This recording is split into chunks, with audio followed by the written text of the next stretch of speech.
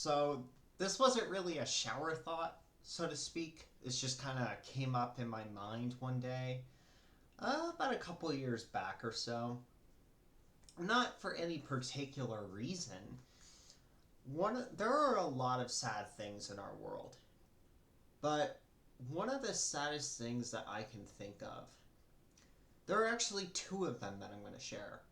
Um, but really, the first one is going to be the talk of this video. It's it's the fact that we always think about our family members and how they passed away, or we always think about, friends and how they're gone and how we can no longer cherish them, right? But at least we can remember with memories, with, locations that we've kind of went to with them. We can remember events. We can remember things about them, right?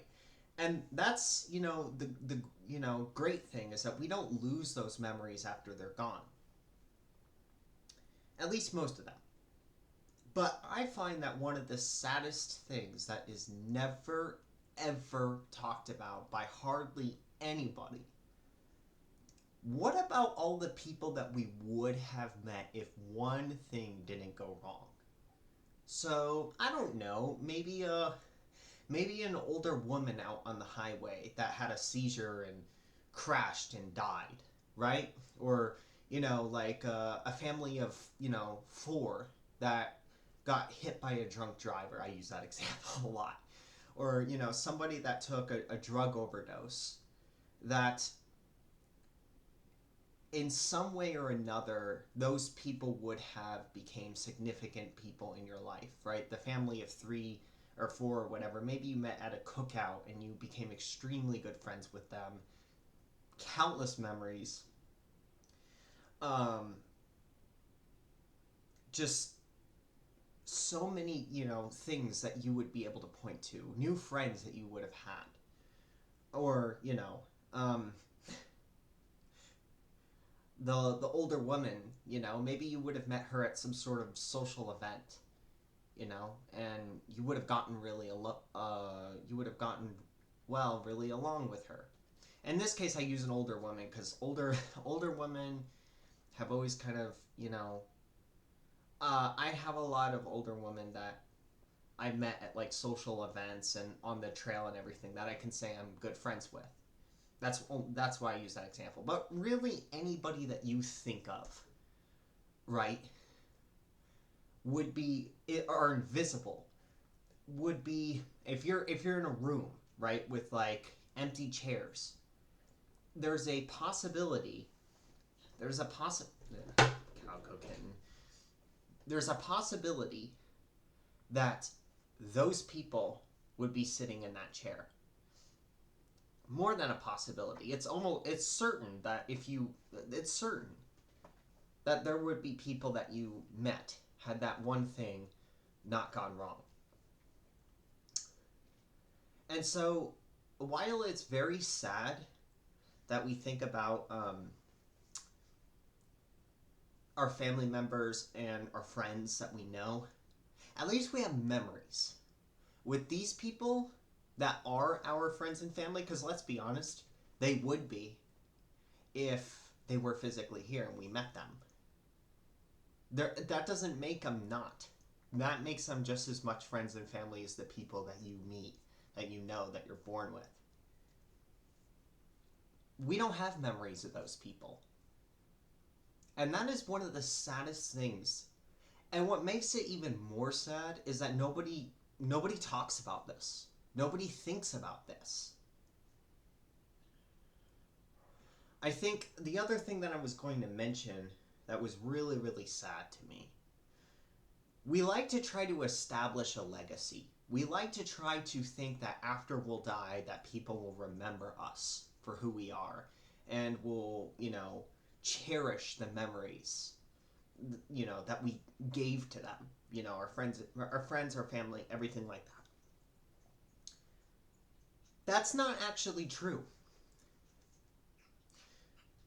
Um, So say you die, for example, right, and you're like an ordinary Joe, average Joe that was working a $60,000 per year salary job, and you had, I don't know, maybe no kids, but you had a wife, right? And a wife is like super super, um, like your number one priority, right? Like the number one person you love, or one of them. Even for that, when your funeral comes, like when you die, first of all, your work is going to remember you, and then like probably a month or two later at most, they will forget about you over 95 to 99% of the time, right? And if you will be replaced and you will be forgotten. There's not going to be a plaque or a legacy, or like a plaque or a statue of you. And I mean, you can't expect that either, because everyone eventually dies, right? And there are going to be people in and out of that workplace. But um, you will be forgotten almost entirely. And within a year or so, you will be forgotten entirely. Even if you're in a prestigious role, most people are going to forget you in the almost everyone within a few generations will forget you. And nobody is going to visit your gravesite. Nobody's going to visit where you were buried. Nobody's going to remember you. Even your wife, even your closest family members. Sure, for the first month or two, they might think of you a lot, a lot, a lot. And I don't expect people to um, I don't expect people to like think of you 100 million% of the time and not be able to try to cope with it and try other things to try to, to try to get your mind off of it because it's so distressing or traumatic or whatever, right? But I'm just talking about like every day or every couple of days, just kind of thinking about it, you know, and you'll find that even with first family members, there will be a point where in a couple months they will not really it will significantly tone down. I mean, the closer the person is, obviously the more they're going to think about you in the first couple weeks and months, but it will tone down, and it will get to a point that that person will not think about you 95 to 99.9% of the time. And once they die, then who's going to remember you?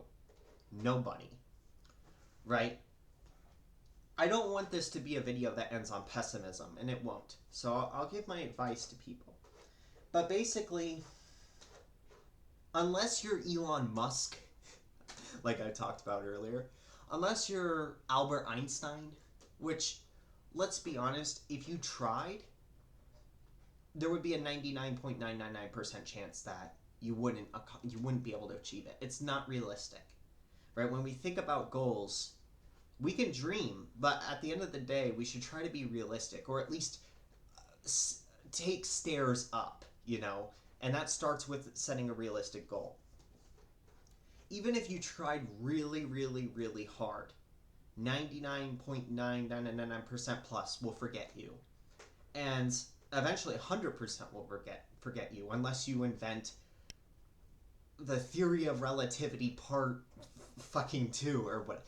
So my advice to people is, because even people, even family members I know that are extremely intelligent are like, of mine, are like, and this is not to say, I'm smarter than them or anything. A lot of them are smarter than me. But they're hooked on this idea that they can leave some sort of legacy, that people remember them for their kind of prestigious technocratic job title. And that's not true. Unless you are at the extraordinarily high top tier ladder, you're not going to be remembered. You're not.